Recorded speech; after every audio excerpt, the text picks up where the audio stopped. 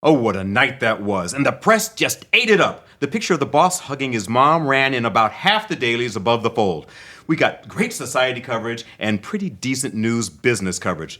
Tastrup Times ran an editorial, welcoming this breath of fresh air into the sometimes strained social fabric that is modern Denmark, and Her Majesty the Queen is to be congratulated, who by her very presence lends her support to the entire enterprise. The Swedenborg bugle trumpeted, a triumph of the finest order. The Queen actually seemed to talk to a waif and remarked in the fetchiness of a waif suit. The Queen herself seemed to enjoy sampling other Danish products other than matches, downing several jugs of Elborg Jubileum Akvavit, loudly proclaiming, "That be what I'm talking about!" Waifs and t-shirts, whee! That's all I'm saying. These comments seem to be more or less directed to her companion on the dais, the mother of the chairman of the Danish match company, DMC, who maintained a stony silence as she stated ahead, her fingers swirling in her drink as Her Majesty commented at length upon the distinctive aspects of the Ice Girl's uniform. The Queen herself cut quite a swath later in the evening as she displayed her own wife girl's chemise d'alame, draped about her royal head like a turban, somewhat askew at a jaunty angle. The distinctive gray and orange brought out the redness of Her Majesty's cheeks as she lurched from the table to table, doing what Her Majesty insisted to all concerned was the conga. It was a gala that Denmark would remember for years, especially by those who had no recollection of it the next morning. As the evening was winding down, Mr. Big pulled me aside and said, "Minion, mind if I call you Min? Min, you're one heck of a guy. I've never seen Mom looking so happy, and it's all 'cause of you." Whereupon he demonstrated the absorbent nature of the new chemise de fil d'allume. And most remarkably, he did not forget in the weeks and months that followed. Long the dumping ground or even laughingstock of the company, it was finally an exciting time to be in marketing at Danish match company DMC. As the sudden golden children of the company, we were given the time and resources to develop new and innovative ideas to build on our success.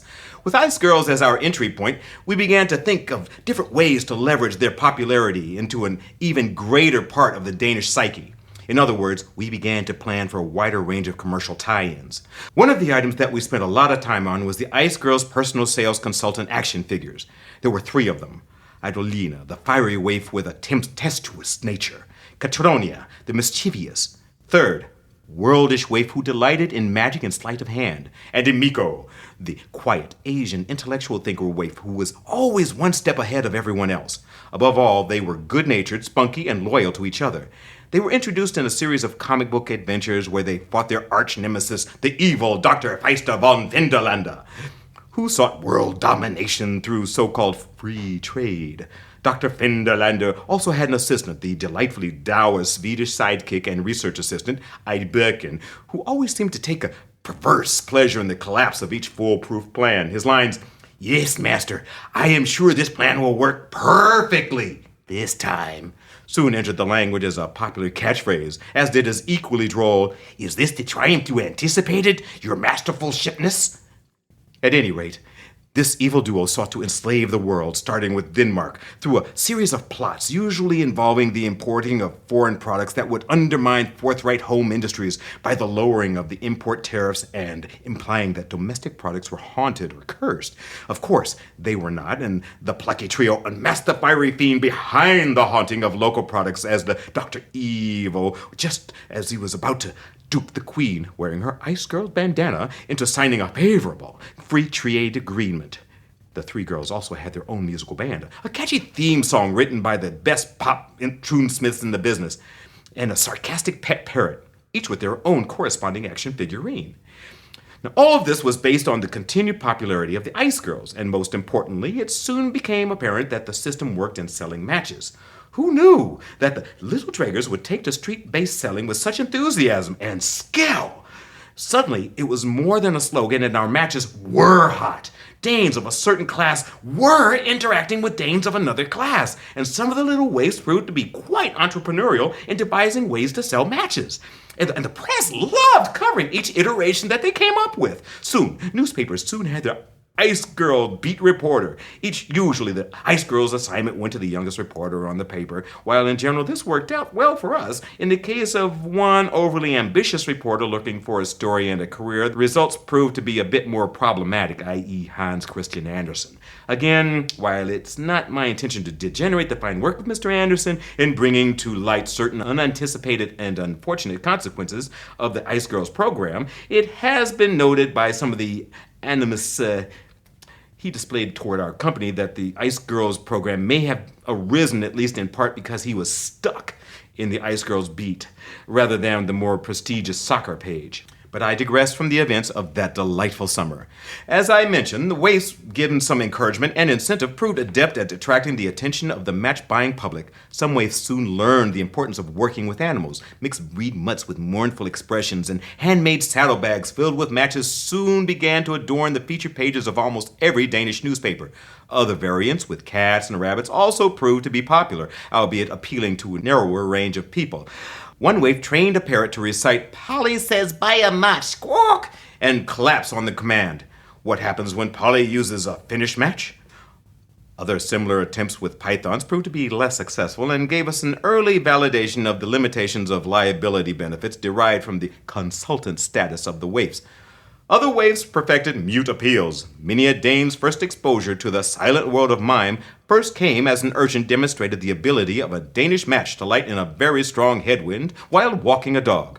Others experienced the agony of mime while watching an urchin demonstrating the poor reliability of a Finnish match while stuck in a box. The pathos expressed by the waif slowly suffocating in the box. Sheer genius. If only she could light her match and find the door. Darn those Finns and their cheap matches. Others went more the slapstick route. For instance, lighting a match and then having it fall down one's trousers or a partner's proved to be as popular as it did hopping about trying to put out a lighted match that was causing excessive hot foot. Still other waifs engaged in match lighting street gorilla sports theater and its choreographed competitions that soon got the name flame dancing. While there were many local variants, in general, the basic idea was to demonstrate the most flair with lighting a match. It started as one waif demonstrated her own technique to attract a crowd, but it quickly became competitive as rival waifs would challenge other waifs to shut up and flame down. The faster the waif spun around, the greater the difficulty in lighting the match, and thus the greater the kudos. Also, additional points could be gained by lighting the match with different body parts other than fingers and the pavement. Some local variants emphasize audience participation with the flamers, asking the audience for a body part to hold the match or type of striking material. Other regional variations stressed more the dancing, spinning motions and became competitive as two dancing waifs strove to light their own match while preventing their competitor from lighting theirs. The music associated with this form of competition was, needless to say, atrocious. There were a few wrinkles that had to be ironed out, of course, but they were problems that came from success and were thus easily dealt with. As the Queen herself demonstrated with her avid interest in the actual Ice Girls' chemise de fille d'Allume, people began to seek out the waif look for their own. We soon found out that the entrepreneurial little waifs were literally selling the shirts off their waif-like backs. Not only was this a public decency issue, but more importantly, they were not giving us any of the proceeds from the sale.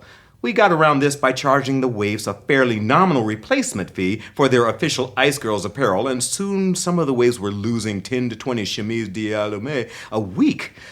We also rushed into production an official Ice Girls hat, visor, scarf, and tote bag, each with the distinctive gray and orange colors and logos, and each artfully ragged and holy. Soon these items, too, were regularly lost by our on-street sales consultants at an average of 10 to 20 items a week. Whew! But all in all, things were far exceeding our wildest expectations that summer. Sales were booming, the numbers people were happy, the manufacturing guys were happy. Heck, since we gave them some t-shirts and tote bags and hats, even some of the distribution guys were happy. While they especially loved the hats, for some reason they did not seem to care much for the tote bags. Mr. Big was happy, and so far as anyone could tell or care to determine, so was his mother. Summer turned to fall and the program continued. Ice Girls revitalized our entire marketing effort with record numbers of participants in all the matches or hot competitions. We even got participants not related to any employee in terms of safety program or essay contest, or in the case of the beauty pageants, not members of the adult modeling community. Pre-orders for the Danish Ice Girls calendar, which we had never had before when it was just the Danish Girls Are Hot campaign, were going through the roof. Politically, at least seeming to publicly embrace the benefits for free trade and competition, we began to quietly approach certain influential members of the parliament with various gifts and proposals to weaken the traditional distribution network. Even here, Ice Girls opened many doors that were usually closed to us. So morale was high as we headed into winter, traditionally our best time of year in the Danish match industry. Little did we know that it was all about to turn terribly, terribly wrong. Chapter 4.